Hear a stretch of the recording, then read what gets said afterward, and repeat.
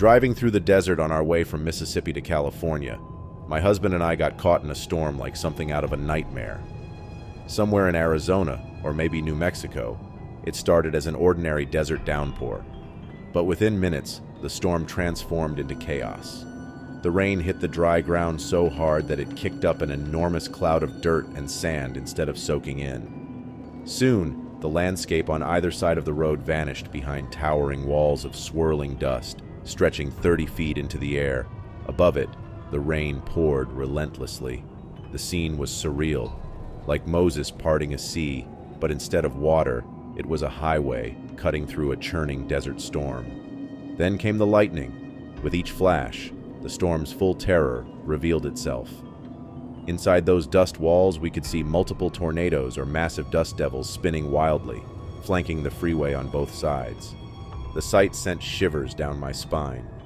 Realizing we needed to find shelter, we spotted a motel up ahead and pulled into its lot. Rain and wind whipped around us as we made a dash for the lobby.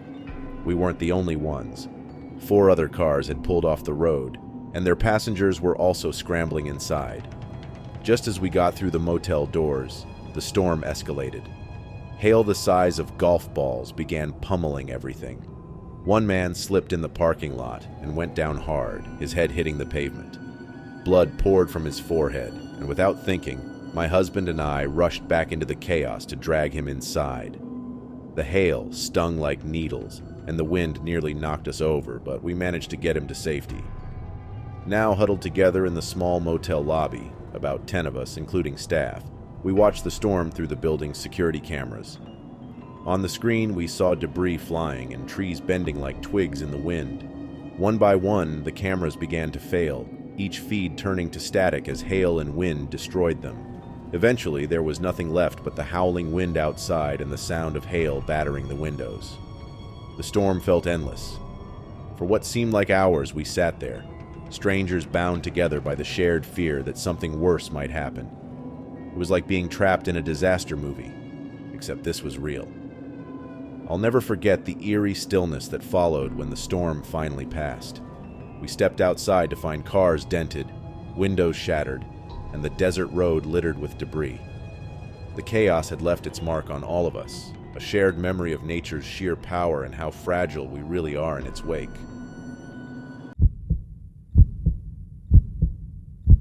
My wife and I were driving through the Arizona desert when the skies opened up with a thunderstorm that felt like it came straight out of a Hollywood disaster film. The rain was relentless, coming down in sheets, and to make matters worse, our convertible's top was leaking. Towels stuffed across the edges of the windshield were doing their best, but we were fighting a losing battle against the water seeping in. As the storm intensified, lightning began striking the ground and cacti on either side of the road, illuminating the desert in brief, blinding flashes. It was surreal, like being in a light show of nature's fury. I could barely see through the torrential rain creeping along at 10 to 15 miles per hour with the wipers going at full tilt and the emergency flashers on. The road ahead was a blur, barely distinguishable from the chaos surrounding us. Then, in the rearview mirror, I noticed something that made my heart skip a beat. Red and blue flashing lights. A cop car. Slowly but surely, it was gaining on us through the storm. I glanced at my wife and said, "I'm not stopping for this guy. Not in this." The patrol car inched closer, pulling alongside us. The officer inside gave us a long look through the downpour. 2 drenched and desperate souls in a leaking convertible, towels stuffed like a last-ditch attempt at survival. Then, without a word or signal, he continued ahead, his lights cutting through the storm as he vanished into the haze. The storm didn't let up for what felt like an eternity, but eventually it passed, leaving us drenched, shaken, and strangely exhilarated. We've experienced some wild thunderstorms in Australia, but nothing like that Arizona tempest. To this day, it's the kind of storm you only have to live through once to never forget.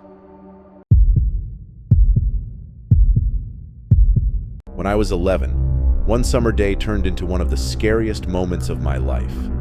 It was just me and my 2 sisters at home, out in the countryside where tornado alarms weren't a thing. It started as a regular thunderstorm, but it just kept getting worse, darker, louder, and more menacing. The moment that told us something was seriously wrong was when, in the middle of the storm's fury, all the wind stopped. Just like that. Dead silence.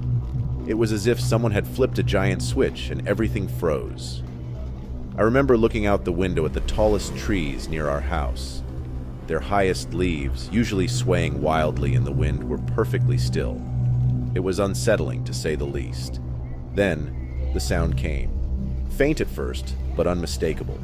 It was like a train roaring in the distance, except we lived miles from any railroad tracks. My sisters and I exchanged wide-eyed looks. Our parents had always said that's the sound of a tornado. Panic set in fast. We bolted for the basement, our hearts pounding, barely able to think straight as we scrambled down the stairs. From a small window, we could see the tornado tearing across the farmland near our house. It made its way to our neighbor's backyard, where it flung a barrel into the air like it was a toy. We held our breath, huddled together, as it seemed to come straight for us. But then, as if by some miracle, the tornado jumped. It skipped over our house, ripping off the antenna but leaving the rest untouched. Just like that, it was gone, leaving only a stunned silence and a whole lot of relief in its wake. To this day, I can't forget that eerie stillness before the storm or the sound of that distant train. It's a memory burned into my mind, a close call we'll never take for granted. 10 years ago in rural North Dakota, we experienced one of the fiercest blizzards I can remember. My family and I were snowed in for 4 days, completely cut off from town, with snowdrifts towering 8 feet high and temperatures plunging to a bone-chilling minus 30 degrees Fahrenheit. For me and my 3 siblings, it felt like an adventure. We spent those days jumping off the roof into the drifts, digging tunnels through the snow, and laughing until our faces were numb. It never crossed our minds to be scared. But what makes this story haunting is something we didn't learn until years later. My parents, always calm and collected, had kept a terrifying truth from us. We only had 2 days' worth of food in the house. For those 4 long days, they didn't eat a single bite, giving all the food to me and my siblings to make sure we stayed fed and happy. I'll never forget my mom bursting into tears when the roads finally cleared and help arrived. At the time, I thought it was just relief from the storm, but now I know better. It was the weight of knowing she and my dad had been quietly fighting a battle to protect us.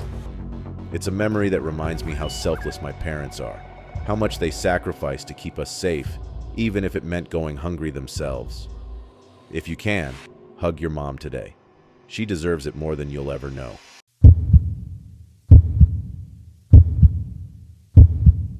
A few years ago, my husband and I were driving home from an out-of-state trip in late March, right at the start of tornado season.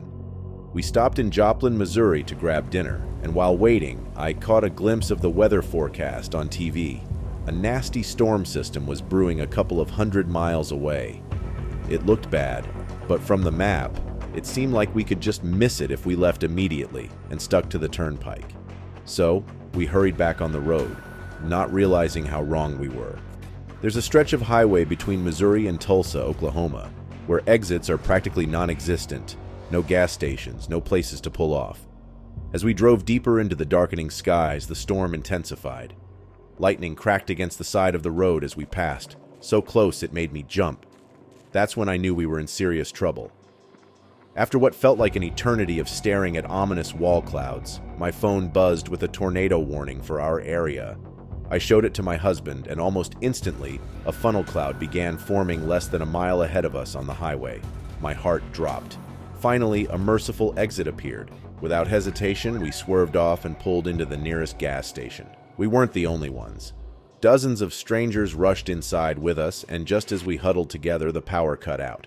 It was pitch black except for flashes of lightning illuminating the growing chaos outside. I called my mom, trying to keep my voice steady, and told her what was happening, and that I loved her. In that moment, I was certain we wouldn't make it out unharmed. But at the very last second, the massive tornado veered away. It tore through nearby homes, leaving destruction in its wake. I later heard there were casualties, though I never confirmed how many. We got back into the car, shaken but thankful to be alive, and finished the drive home in silence. It was one of the scariest moments of my life, a humbling reminder of nature's terrifying power, and how small we really are in the face of it. As a Canadian, I think it's fair to say that brutal winters are just part of the package. But if I had to pick one of the most dangerous weather events I've lived through, it would be the massive ice storm of 1998. Everything, and I mean everything, was frozen over. Power lines were snapping and drooping under the weight of the ice. Cars were entombed in thick layers of it, and trees were literally breaking in half, sometimes crashing into people's homes. Folks in the rural outskirts were hit the hardest, left almost entirely cut off with barely any heat or way to communicate. I was a kid at the time, and I vividly remember my dad pulling out an old radio, twisting the dial endlessly, trying to find any news or emergency updates. Back then, most of our information came from TV or the newspaper, so having to rely on a crackly radio made the whole thing feel like we were living in some sort of apocalypse movie. But, of course, we're Canadian. A terrible winter, nothing new here. Once the initial shock wore off, most people just shrugged and thought, it's fine, we've seen worse. Sure, it messed up the city for a while, but it's hard to faze people who are used to shoveling snow for 6 months of the year. Now, do you know what actually terrified everyone? The one time we had a tiny earthquake. It lasted maybe 3 seconds, destroyed absolutely nothing, and yet it was the scariest thing I've ever felt. For those 3 seconds, my brain was convinced I was about to die. Not the ice storm, not the snow, just 3 seconds of the ground going boop. Looking back, it's kind of hilarious. But in the moment, absolutely terrifying. Funny how the things we're not prepared for are what really shake us, literally and figuratively.